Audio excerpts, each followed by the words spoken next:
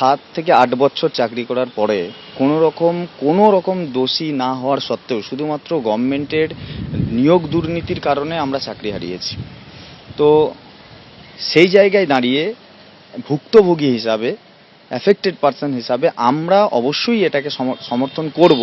চাকরি ক্ষেত্রে যত রকমের ট্রান্সপারেন্সি থাকবে, সেটা যদি সেরকম যত রকমের কঠিন এবং শক্তপোক্ত নিয়ম লাগু করা হবে, সেটা আমাদের পক্ষে সবসময় সাধুবাদ থাকবে, কারণ আমরা এইগুলো ডাইরেক্টলি এফেক্টেড হয়েছি এবং এর যন্ত্রণাটা আমরা ভুগেছি, প্রত্যেকটা পদে পদে ভুগেছি এবং এখনো ভুগছি। অর্থাৎ মুখ্যমন্ত্রী বুঝিয়ে দিয়েছেন মূল উদ্দেশ্য হলো তিনটি: নিয়োগ প্রক্রিয়াকে দুর্নীতি মুক্ত করা, স্বচ্ছ করা এবং যোগ্যতাকে একমাত্র মাপকাঠি হিসাবে ধার্য করা। আর তা নিয়ে মুখ্যমন্ত্রীর এই ভাবনা নিয়ে কি বলছেন চাকরিহারা শিক্ষক শিক্ষিকারা, আসুন একবার শুনি।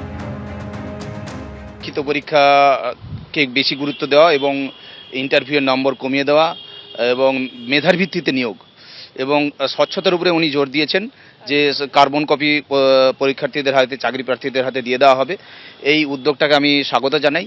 কেন এই প্রক্রিয়াগত ত্রুটির জন্যই এই 2016 সালের যে চাকরি প্রার্থী যারা চাকরি করছিল এতদিন ধরে, তাদের জীবনগুলো শেষ হয়ে গেছে। তাদের হাতে কার্বন কপি কিন্তু পূর্বতন সরকার দেয়নি। চারিদিকে সমাজে একটা সরকারি চাকরির প্রতি অবিশ্বাসের বাতাবরণ তৈরি হয়েছে।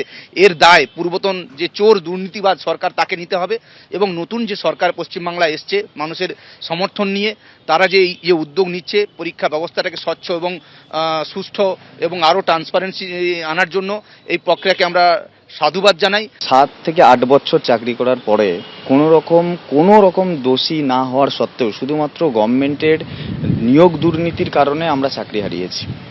তো সেই জায়গায় দাঁড়িয়ে ভুক্তভোগী হিসাবে, অ্যাফেক্টেড পারসন হিসাবে আমরা অবশ্যই এটাকে সমর্থন করব। চাকরি ক্ষেত্রে যত রকমের ট্রান্সপারেন্সি থাকবে, সেটা যদি সেরকম যত রকমের কঠিন এবং শক্তপোক্ত নিয়ম লাগু করা হবে, সেটা আমাদের পক্ষে সবসময় সাধুবাদ থাকবে, কারণ আমরা এইগুলো ডাইরেক্টলি এফেক্টেড হয়েছি এবং এর যন্ত্রণাটা আমরা ভুগেছি, প্রত্যেকটা পদে পদে ভুগেছি এবং এখনো ভুগছি।